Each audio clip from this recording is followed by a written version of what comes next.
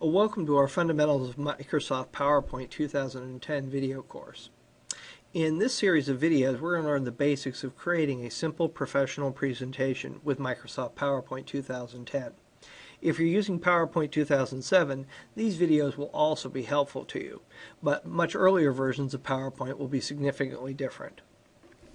You're going to see here I've started up Microsoft PowerPoint, and this is going to be the way your window appears when you initially start the application. And we have several areas here.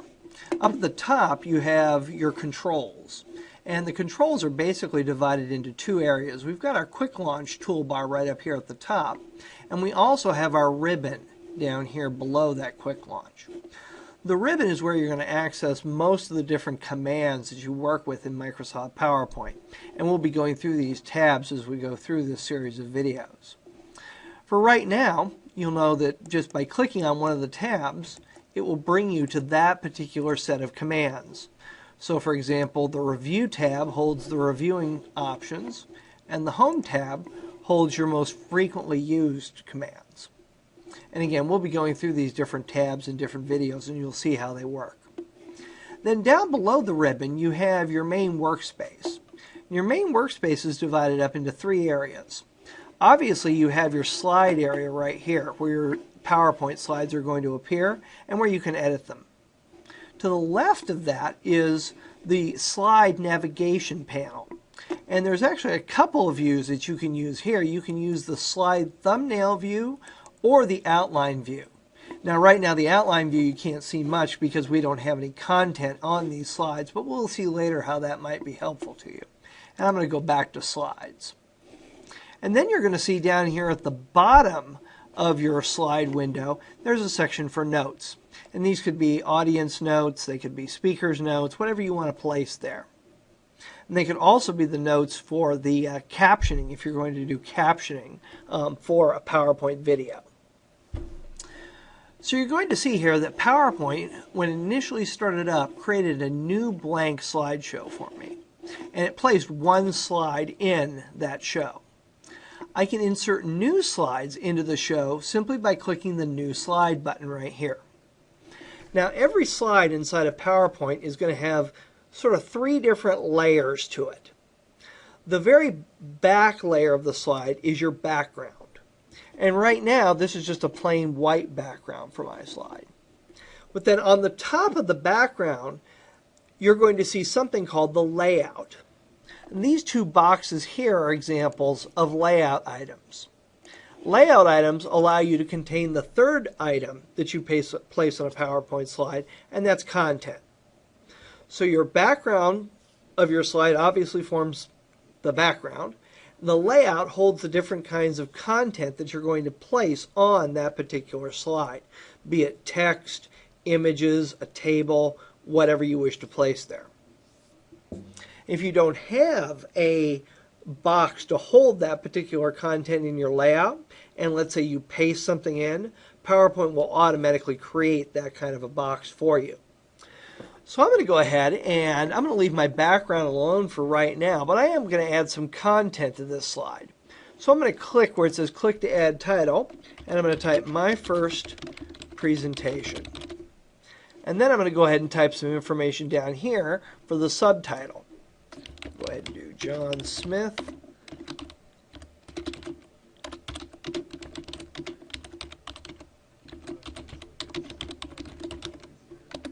And then we'll go ahead and do the date. So there I go. I've created my first presentation and added content to my first slide in my presentation. Now, if you want to insert a new slide, again, you just come right up here and you choose the New Slide button. But I want you to notice something. As I highlight this button, you're going to see that there's sort of a dividing line that's separating the top of the button from the bottom of the button. You're also going to notice that there's a little drop-down arrow there. If I click the bottom half of this button, I'm going to get a menu with some options for the different kinds of layouts that I can place on the new slide. The first slide obviously had the title slide layout. But let's say this next slide, I want to have the title and content layout. If I click that layout, a new slide is created, and this layout is placed on the slide. So I'll go ahead and click where it says click to add title, and I'm going to go ahead and type learning objectives. And then I'm going to click down here where it says click to add text. Now this slide is by default going to give you a bulleted list. So I'm going to go ahead and type PowerPoint Basics here. And you're going to see you have spell check just like you do in Microsoft Word. That's got a red underline on it. So I can right click on it and I can select a different spelling. I'll go ahead and choose PowerPoint here. And you'll see in that case it wasn't really a spelling mistake, it was capitalization error. And then I'm going to go ahead and type working with layouts. And then we'll go ahead and type working with content. Now, if I want to indent my bulleted list in, that's easy to do. All I have to do is press the Tab key before I start typing. And you're going to see it indented me in and gave me a different bullet style. So I can go ahead and type bulleted lists here, tables, images. And I'll hit enter again. If I want to move back out to my main bullet points, what you're going to do is you're going to hold the Shift key down on your keyboard, and while you have Shift held down, you're going to press Tab. And then I can go ahead and type transitions and build effects. And I'll hit enter one more time, and our final topic will be setting up your slideshow. So there I go. I've got a nice bulleted list on this slide. And again, I was able to insert a new slide by clicking on this drop-down arrow here and choosing the layout that I wanted. If I want to insert a new slide and use whatever the default or last used layout would be, all I have to do is click the top part of the button and you're going to see a new slide is just automatically inserted after whatever slide I was on.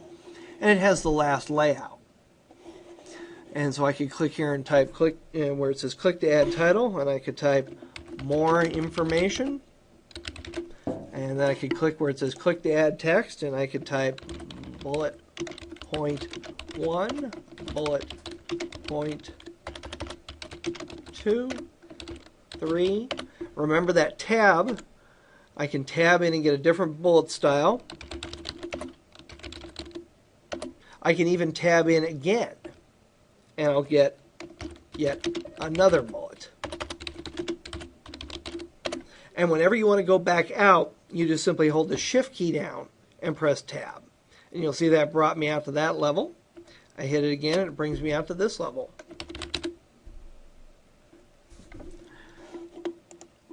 Now, you're going to see over here in my slide thumbnail view the 3 slides that I've actually created.